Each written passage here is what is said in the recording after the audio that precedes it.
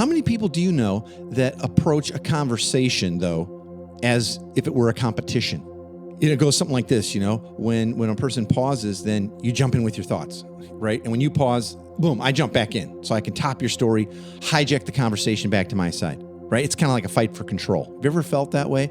I'm not talking about casual conversations, but when you're trying to make a point, you're trying to suggest a new way of doing things, you're trying to help change occur, maybe you're addressing pain or sickness or whatever.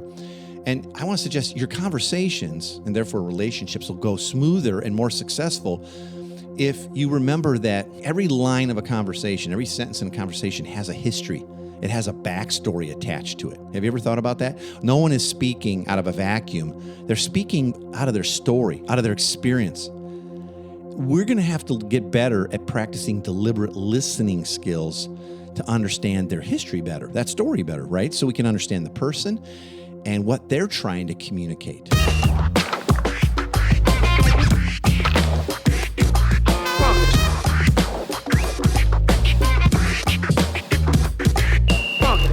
Welcome to the Everyday Disciple podcast, where you'll learn how to live with greater intentionality and an integrated faith that naturally fits into every area of life. In other words, discipleship as a lifestyle. This is the stuff your parents, pastors, and seminary professors probably forgot to tell you. And now, here's your host, Caesar Kalinowski. 2021. Hard to believe it. Happy New Year. I hope things are kicking off well for you. I hope you're recovering from all the holidays. And, we're not as young as we used to be. So hope your New Year's Eve was fun and, but not too harmful to your body or head or whatever. I don't know what you do. I remember when New Year's Eve was kind of a big deal, like to go out and hang out and party and, be with friends and do all that. In fact, years ago, that was a big night for when I was a musician. We'd always be playing out on that night.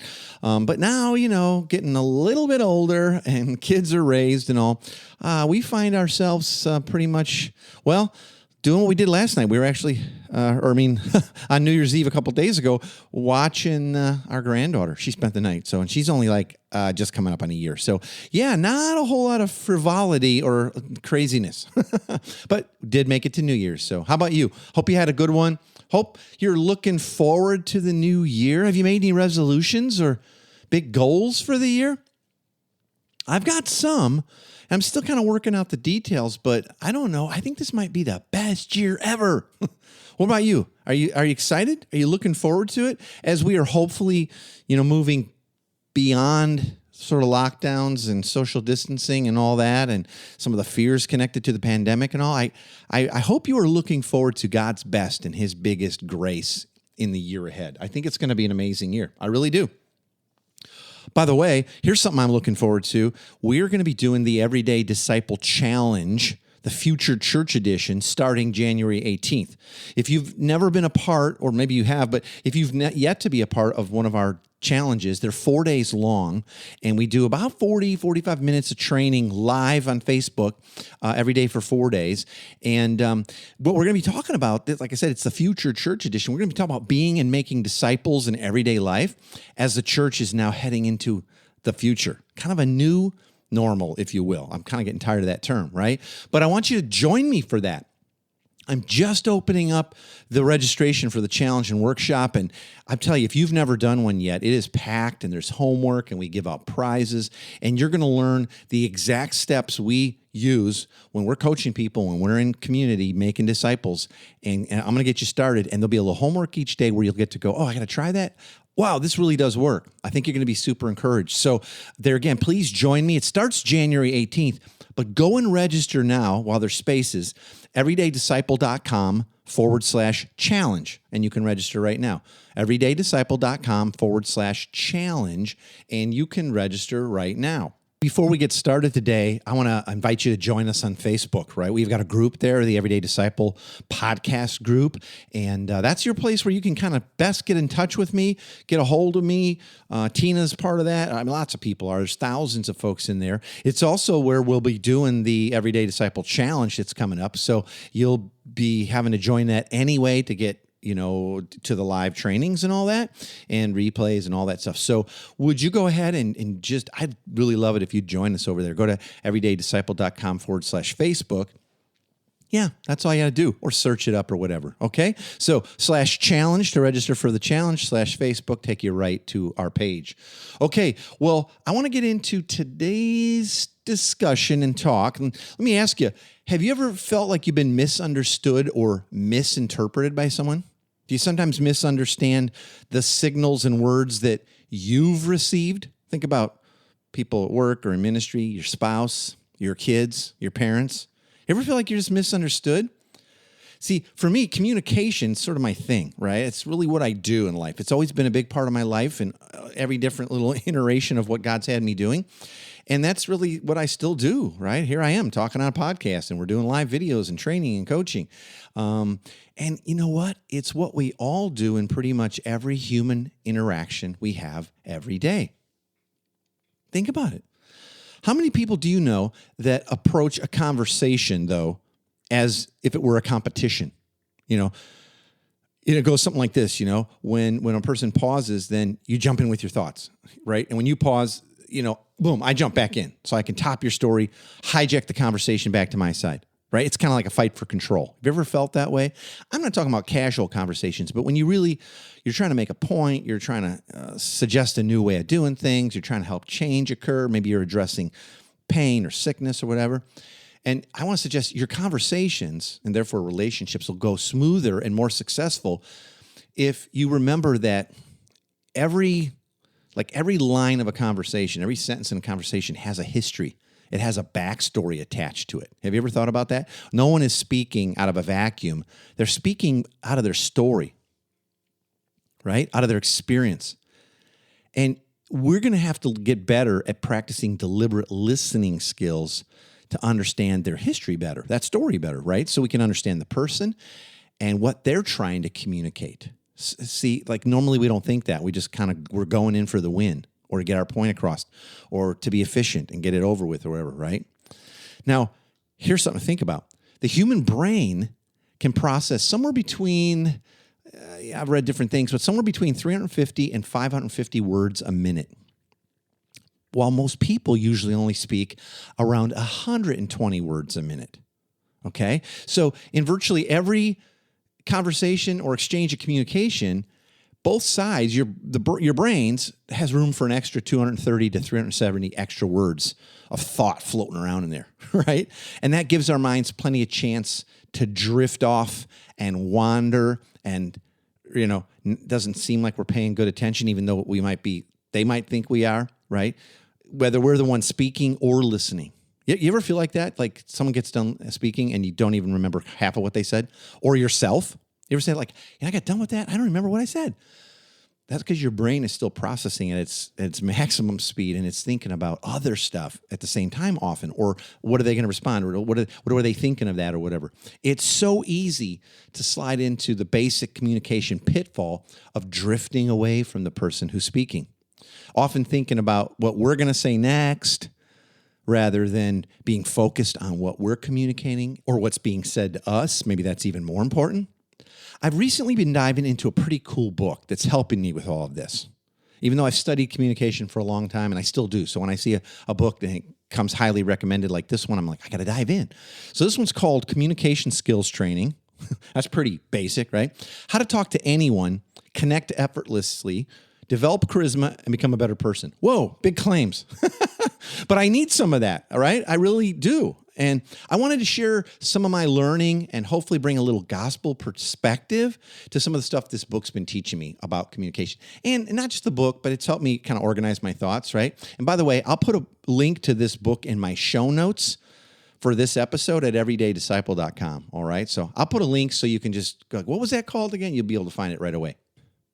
According to the author of the book, James Williams, many people don't realize the impact that really successful two-way conversations can have on their daily lives.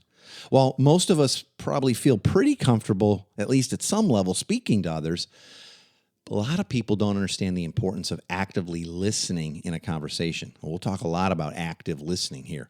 You might be surprised to find out that the ability to process information being directed at you is just as important as clearly communicating your thoughts and ideas and what you got going on, okay?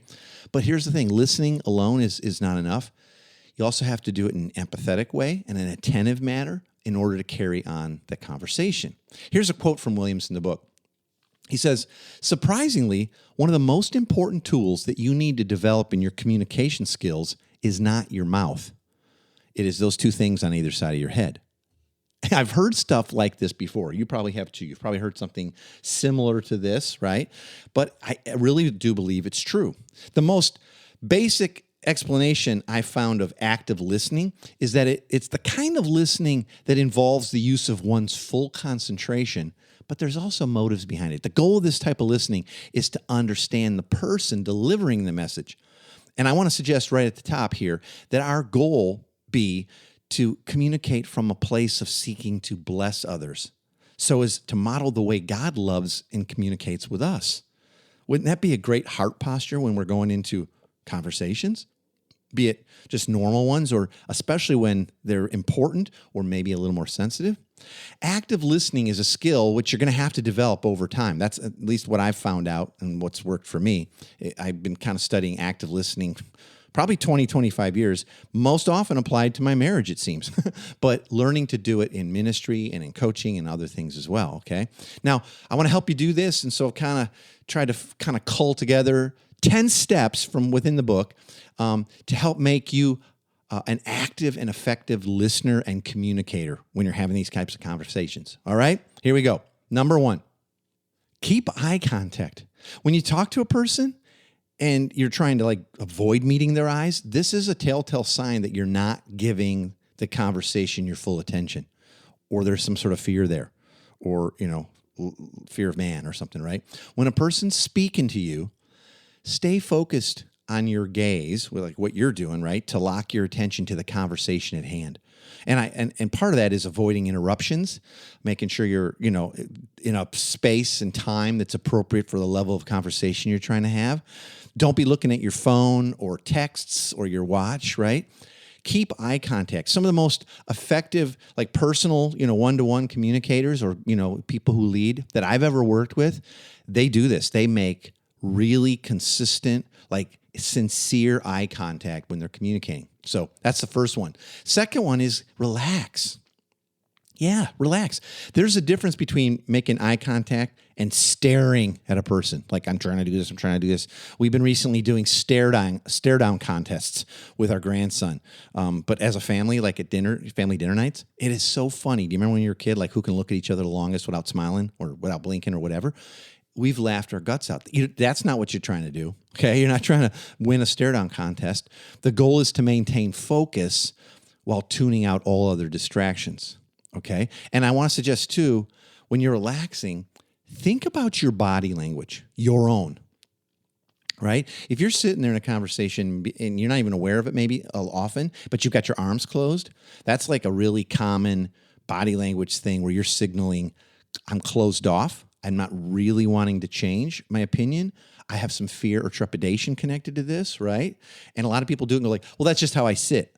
But they've shown through all kinds of studies, it's not communicating openness. And please, I want to hear, right? Maybe you've heard of the RBF. I'm not going to say what it is. It's the resting face. We call it the angry resting face. I remember years ago, a buddy of mine, and he's a national speaker and all that, he said, when I'm sitting and I'm not speaking, say at a church service or something, and I'm getting ready to go up and speak, or at a conference, or whatever, he says, I have an angry resting face. And this has been pointed out to me. People look at me and go, you look so ticked off right before you went up there. What was going on, bro? I was praying for you. And he goes, no, that's just the way my face looks. And I started paying attention to that in my own life, and now I had to talk to my wife about this as well. She kind of has an angry resting face. When you're having a conversation, be aware of your body language, your face, your posture, right? Attentiveness, stuff like that. It's really important. It'll take some practice, like anything. It really, really will. Okay, third, keep an open mind. Yeah, keep an open mind going into conversations. You might have an agenda and you might be the leader, so you're trying to move things a certain way. But if it's in normal everyday life, with your spouse, kids, people in your community that you're leading, discipling, right? You for sure want to keep an open mind. Remember, you're not a mind reader, okay?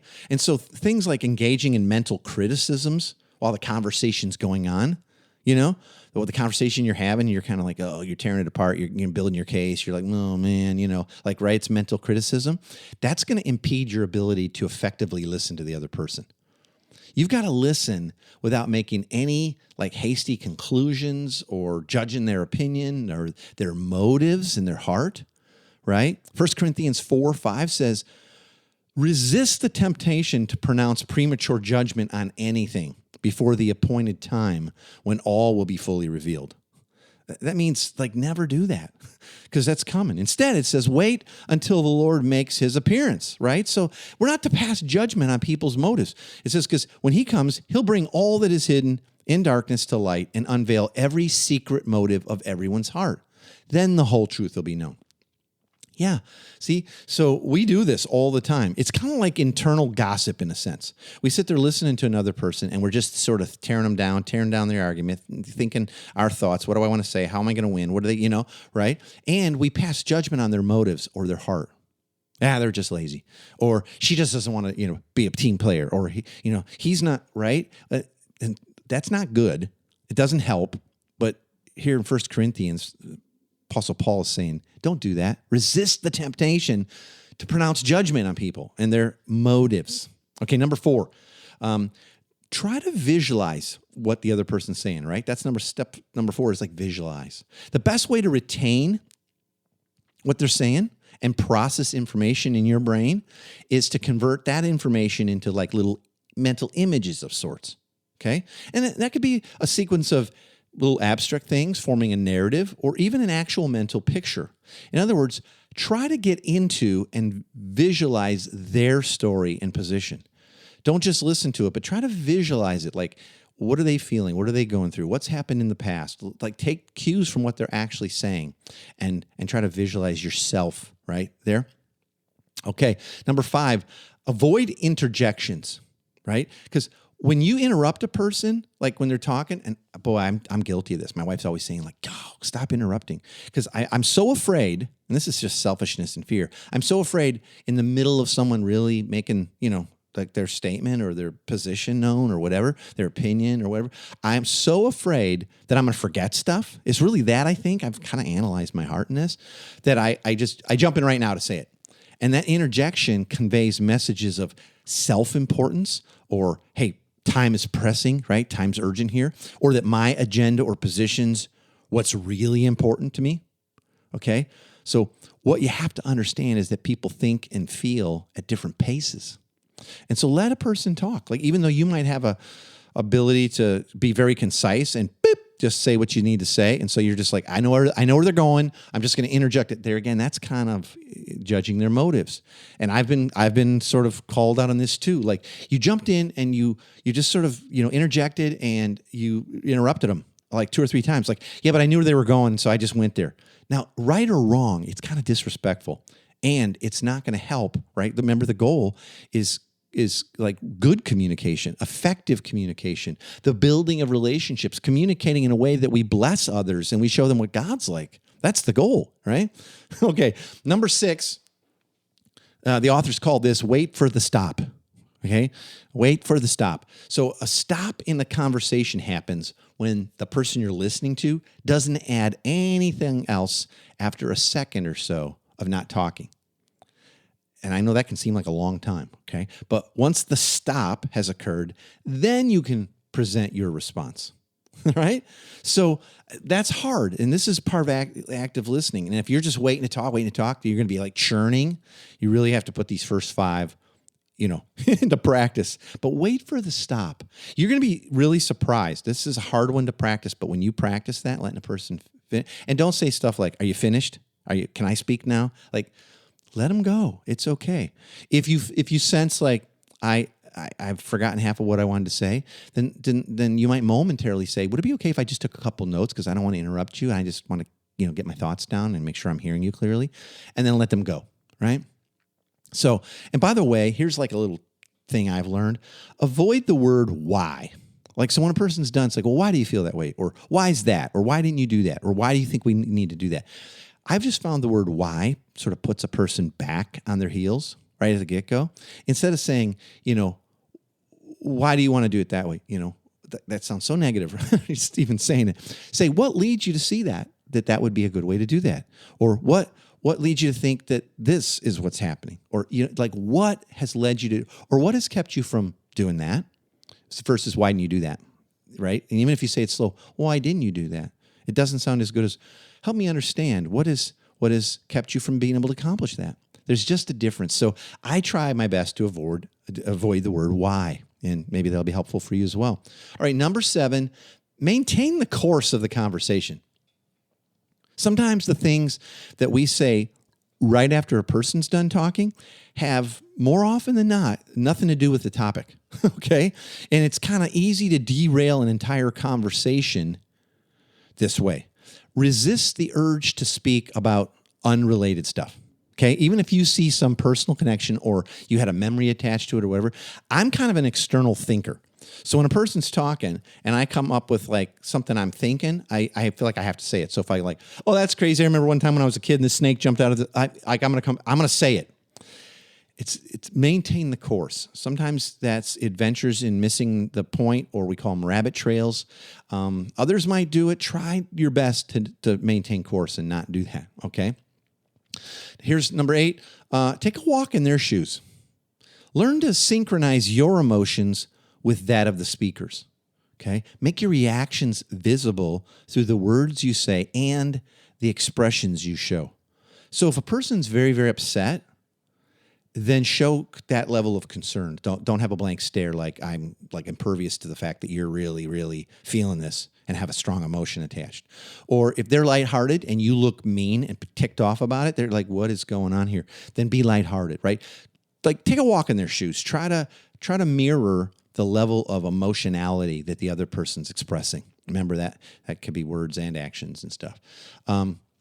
Number 9, give feedback.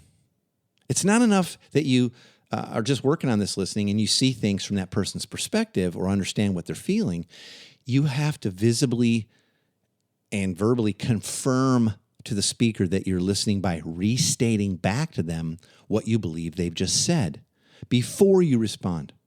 And I find this is really doesn't come naturally to me. That's hard. So maybe you've had some training in this before, active listening. When we do marriage counseling, it's one of the things, or pre-marriage counseling, we teach active listening. One of the things is like, okay, so what I think I've heard you say is this, or if I'm hearing you correctly, you're feeling this. And that seems so corny and so overstated, but I've never found a time when someone does that to me that I don't feel like listened to and loved, where I can go, yeah, exactly. Or, well, it's not that I'm angry, it's this, right? So I can clarify. Or it might not be emotional stuff. It could be facts too. So what you're saying is, if we can do this 8 times, 8 weeks in a row, now I'm not thinking it's necessarily going to take that long, but it could be that, So by restating back before you respond, you not only honor the person, bless them, show them that you really were listening. By the way, you have to have done all these first 8 to get to 9 to be able to do that. But it also means that your response now can be accurate. Okay. Now, number 10 is pay attention to what isn't said. Remember a little while ago, I was talking about your own body language in the sense of like, don't cross your arms and don't have an angry resting face. Well, most of the direct forms of communication that you're going to regularly encounter are going to be nonverbal. Maybe you know that. I think we all know it. I forget it. Studies have shown us that a whopping 93% of human communication is nonverbal. Like, I don't want to believe it, right? But it's only 7% that comes from the words we're saying. And this has been studied a lot. So nonverbal communication refers to gestures, facial expressions, person's tone of voice, eye contact or lack thereof. They're just staring at their shoes, their body language, posture, and other ways too that people communicate without using language. Okay. It's up to you, to own the responsibility to be picking up on others' nonverbal clues. And I'll say, as I've studied this a while, unless you're picking up on the other 93%, at least a little, and you're only really hearing their words, you're kind of in a debate class, right? You're like in a debate. That's how conversation, especially when it's sensitive or confrontational, it's really that. And you'll probably have to practice this, but paying attention to the other 93%, the nonverbals, will change how you're communicating and how the other person's receiving it in profound ways. It really, really is. And again, it's up to you to pick up on those nonverbal clues. Now, here's some ways that the author Williams suggests to put all of this into practice and start improving your relationships and your communication right away. And I'd say, and your leadership, right? If it be at parenting or at a church or in a community or whatever. So right away, set aside an hour of time to kind of look through and use these 10 steps that I just shared as a self-check on your current active listening skills. Okay. So first off, write each of the 10 steps down. Or tell you what, you can print them off. I'm going to make them part of this week's Big 3 download. Okay, so get all 10 of those steps.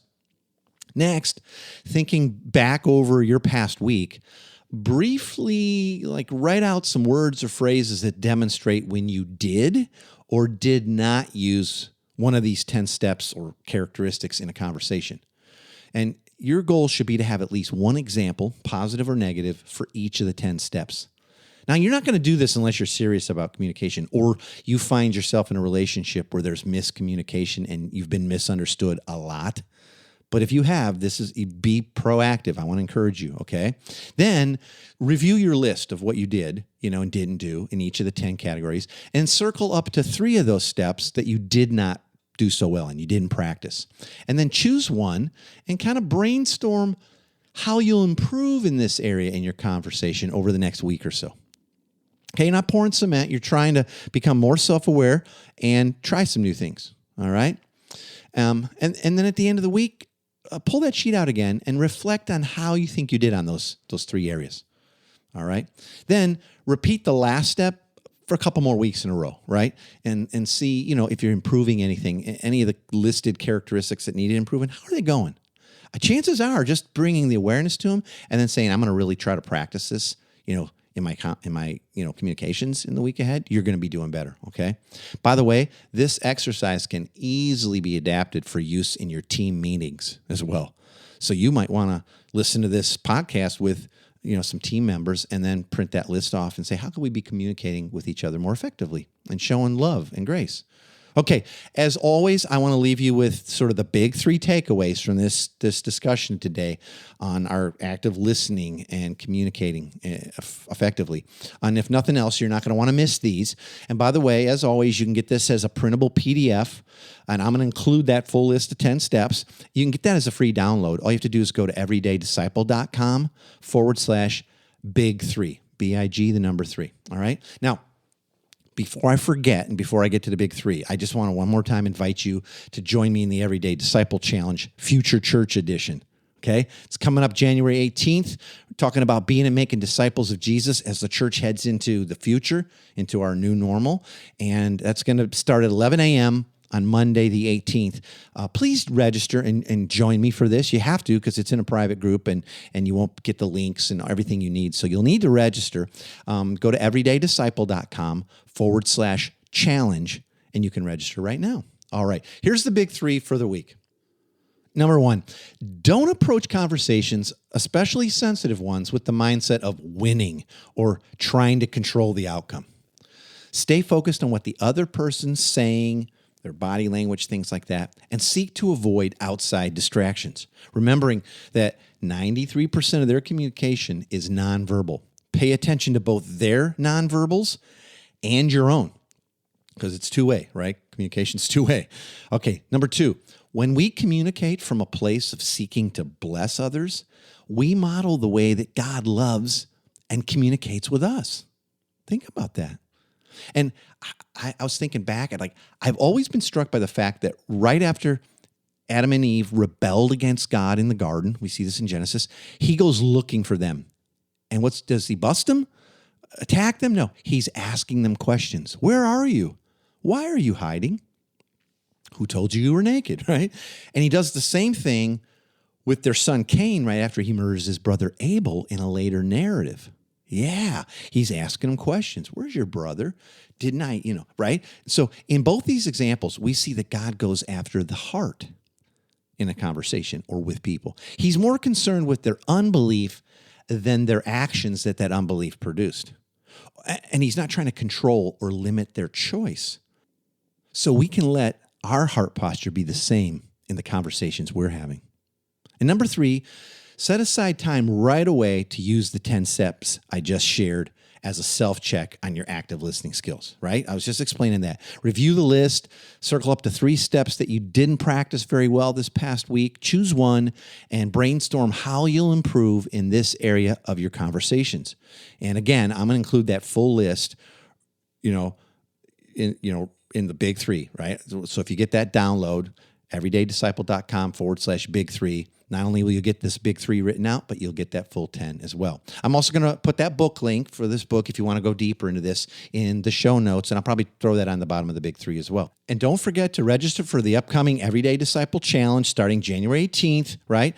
I really want you in that. You're going to love it. And it's going to be all tweaked. All these 4 trainings will be how we're making disciples in everyday life, but they're going to be very much adapted and tweaked to what we're experiencing now because things have changed. Just go to everydaydisciple.com/challenge and you can register right away. All right, that's about it for today. I hope that was enjoyable. I hope that was encouraging, gives you some stuff to work on. As we improve our communication skills, a lot of relational change will start to happen, and so does movement and change and all that. So let me invite you to join me back here next week. We're going to be talking about emerging trends for the church in transition. Because, I don't think we're going back. I don't think things are just going to... Someone asked me recently, you think the church just going to, another month or 2 or a few months, just kind of go back to what we were doing? I really don't think for a very large percentage of the church is going back. So there's new trends, though, that we're already seeing, and that's what we're going to talk about. All right? I think you're going to really enjoy that. Hope you'll join me. I'll talk to you soon. Thanks for joining us today. For more information on this show and to get loads of free discipleship resources, visit everydaydisciple.com. And remember, you really can live with the spiritual freedom and relational peace that Jesus promised every day.